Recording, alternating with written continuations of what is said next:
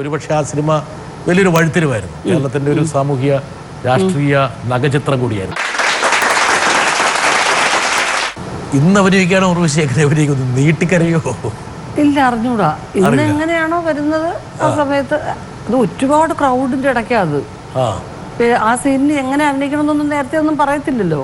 ഒരുപാട് ആൾക്കാരാണ് ചങ്ങനാശ്ശേരിയിൽ ഇത് ഷൂട്ട് ചെയ്യുമ്പം വണ്ടി വന്ന് ഇറങ്ങി കഴിഞ്ഞപ്പോൾ നമ്മളെ വേഗം വന്ന് അവിടുന്ന് കാറിൽ ഇറങ്ങി വന്നിട്ട് ഈ ക്രൗഡിൻ്റെ ഇടയ്ക്ക് നിന്ന് ഇപ്പം ഇങ്ങോട്ട് വരാൻ നിൽക്കണ്ട, ആക്ഷൻ എന്ന് പറയുമ്പോൾ എൻ്റെ അപ്പച്ചാന്ന് വിളിച്ചുകൊണ്ട് ഓടി വരണമെന്ന് പറഞ്ഞു. അപ്പോൾ ആൾക്കാരൊക്കെ ഉർവശി ഒന്ന് മോഹൻലാൽ ഒന്ന് എന്നൊക്കെ പറഞ്ഞ് നിൽക്കുന്ന ഒരു മൂഡിലാണ്. ഞാനൊരു ഒറ്റ കരച്ചില്ല, എൻ്റെ അപ്പച്ചാന്ന് വിളിച്ചപ്പോൾ എല്ലാവരും ഞെട്ടിപ്പോയി.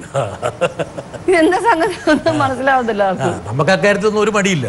ഇല്ലല്ലോ, അവര് മേടിച്ചിട്ട് ചീത്ത പറയുകയും ചെയ്യും. നമ്മൾ എന്തെങ്കിലും കാണിച്ചിട്ട് ഇപ്പം എല്ലാവരും നോക്കുന്നു അങ്ങനെ വിളിക്കണമെന്ന് ചോദിച്ചാൽ വഴക്ക് പറയും. അപ്പോൾ അത് നല്ല ഭയങ്കര ഒരു ഇമ്പാക്റ്റ് ഉണ്ടാക്കിയ ഒരു സീനാണ്. ഇതിൽ ഒരു പള്ളിയിൽ കുറേ സ്റ്റെപ്സ് ഉള്ളൊരു പള്ളി, കരുനാപ്പള്ളിയിൽ. അതിൻ്റെ മുകളിൽ നിന്ന് ഞാൻ പള്ളിയിൽ നിന്ന് ലാലേട്ടനും മുരളിച്ചേട്ടനും താഴെ കാറും കൊണ്ട് വരും. ഞാൻ ആ സ്റ്റെപ്സ് ഓടി ഇറങ്ങണം. ഫുൾ സ്കർട്ടാണ്. ഇന്ന് എനിക്ക് ആ ഷോട്ട് കാണുമ്പോൾ എനിക്ക് ഞെട്ടലാകും.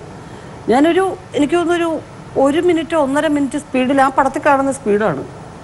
ഓടിയങ്ങ് ഇറങ്ങിയിട്ടും തീരുന്നില്ല പടി. വേഗം ഇറങ്ങി ഓടി വണ്ടി കയറുന്നതായിട്ടാ ഒരു ഷോട്ട്. അടിച്ചോട്ട് പോവാണ് അല്ലേ? അവരുടെ കൂടെ കയറി പോകുന്നതായിട്ടാ. അന്നമ്മയെ തട്ടിക്കൊണ്ട് പോവാണ്, അന്നമ്മ ഒളിച്ചോടുകയാണ്. അപ്പൊ ഞാൻ ശരിക്കുള്ള അന്നമ്മയുടെ വീട്ടിൽ താമസിച്ചോണ്ട് ആ പടം മുഴുവനും ഷൂട്ട് ചെയ്ത്.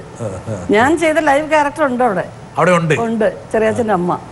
അനുഭവങ്ങളൊക്കെ പങ്കുവെച്ച പിന്നെ ഓരോ കാര്യങ്ങളും ഞാൻ അമ്മ പറയും. അപ്പൊ ഈ സിനിമയെ കാണിച്ചതിനേക്കാൾ വളരെ ദുർഘടമാണ് അന്നത്തെ കാലഘട്ടത്തിൽ ഒരു പ്രേമവും ഇറങ്ങി വരവും ഒക്കെ. അതെ, അതായത് ജയിലിന്റെ ഒരു ഓട്ടയിലൂടെയൊക്കെ പിന്നെ കാമുകിയെ കാണണ്ട അല്ലെ, ആ ഒരു സാഹചര്യമൊക്കെ എനിക്കൊന്ന് ചെറിയാൻ എഴുതിയിട്ടുണ്ട്. അതെ. അപ്പൊ അവിടെ തന്നെ ആയിരുന്നു താമസിച്ചിരുന്നത് ഞങ്ങള്.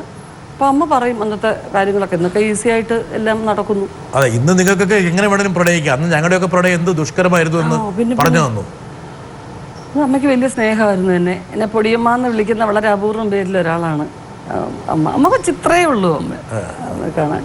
വേണുനാഗവള്ളിയുടെ ഒരുപാട് സിനിമകള് എനിക്ക് തോന്നുന്നു ഉർവശിയെ വേറൊരു തലത്തിലേക്ക് മാറ്റി. എന്താ കാരണം വെച്ചാൽ സർവ്വസ്വതന്ത്രയായിട്ടുള്ള ഒരു അഭിനേത്രിയായിട്ടാണ് വേണുനാഗവള്ളി ഉർവശിയെ അങ്ങ് അഴിച്ചു വിടുമായിരുന്നു എന്ത് വേണമെങ്കിലും ചെയ്യാൻ വേണ്ടി.